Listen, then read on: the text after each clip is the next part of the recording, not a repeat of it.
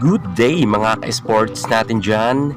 Ibiyang merong pasabog sa paparating na VVL 2024. Eto nga mga ka-sports natin dyan ang mainit-init pang balita kung saan nga kalat na nga to sa mundo ng volleyball na kung saan ang ating Queen Ivy Lacsina ay di umano ay mag-o-over the record na rin. At syempre, ito talaga ang mga inaabangan ng kanyang mga fans, ang kanyang paglipat at pag-alis nga sa F2 Logistics. Subalit, ito ay rumor pa lang pero malakas rin ang balita na talagang si Ibiyang ay e-exit na rin sa F2 Logistics.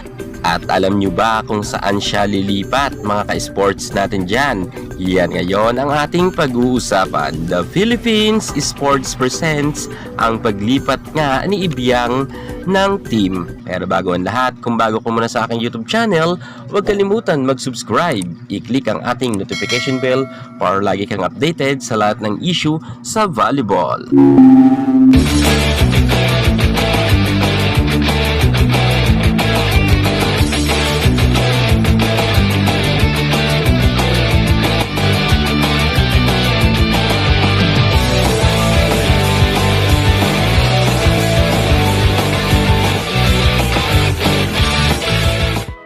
Ivy Kate Lacsina or mas madalas nga siyang tawagin sa kanyang nickname na Ibiyang.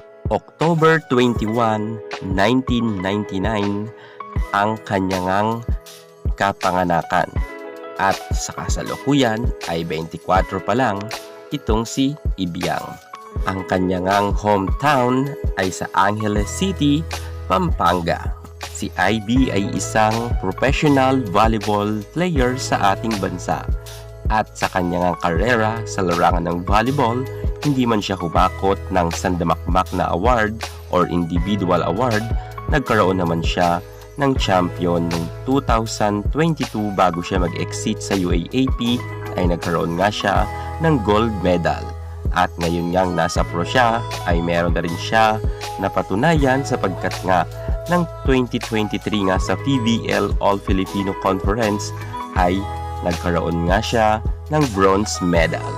At alam nyo ba mga ka-sports na very talented ang ating Ibiyang sapagkat nga sobrang dami niya nang naging posisyon pagdating nga sa larangan ng volleyball.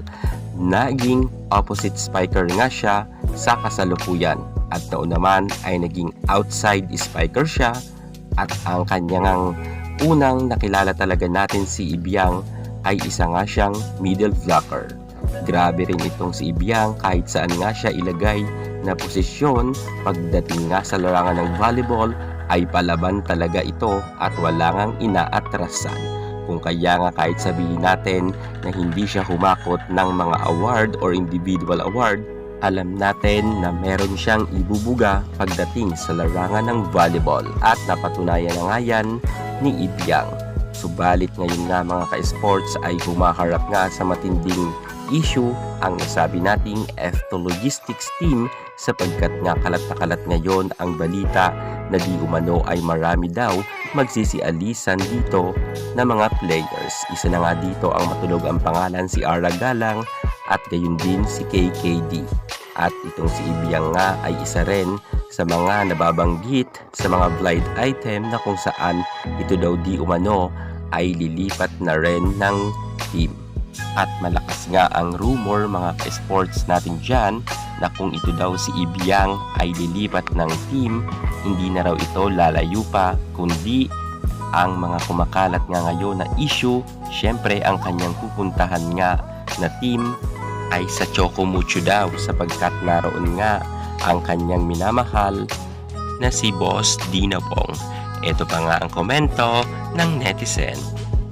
Kung totoo man yan, parang si Ibiyang sa Choco Mucho, hula ko lang Syempre mga ka-sports natin dyan, hindi na talaga lalayo yan si Boss D at ang kanya talagang pupuntahan na dyan ang Choco Mucho sapagkat naroon nga itong si Dina Wong. So, magiging party na rin siya ng Choco Mucho if kung totoo talaga ang rumor na lilipat rin itong si Ibiyang dahil marami nga nagsasabi na mukhang magre-rebuilding daw ang F2 Logistics at marami naman nagsasabi na bubuwagin na daw talaga ang nasabi nating lineup nga noon. Pero mga ka-sports, ito ay rumor pa lamang.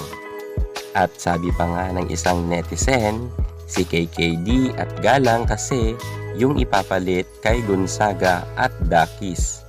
Pansamantala, Dakis nasa US pa while Gonzaga will be playing beach volleyball naman. Kaya pag nag-beach volleyball din si Rondina, paano yan? Balik sila sa dati niyan.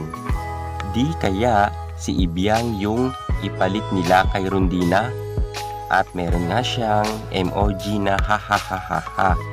Nagpapahiwatig ng pagsuot ng Chocomucho Flying Titans uniform ni Wong nung last game yun lang di siya ka-level ni Rondina sa galing.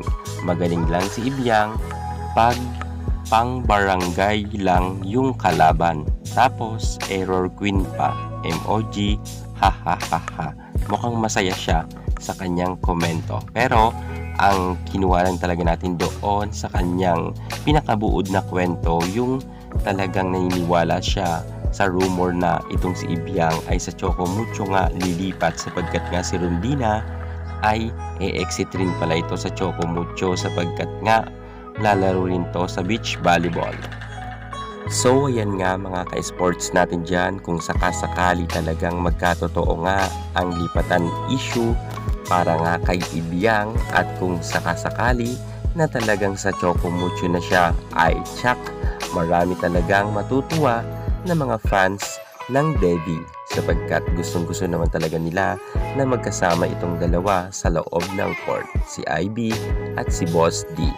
Inuulit ko mga ka-sports natin dyan, ito ay rumor pa lamang at wala pang 100% na katotohanan. Kaya nga sinabi na rumor ay hindi pa masyado totoo pero may chika-chika lang.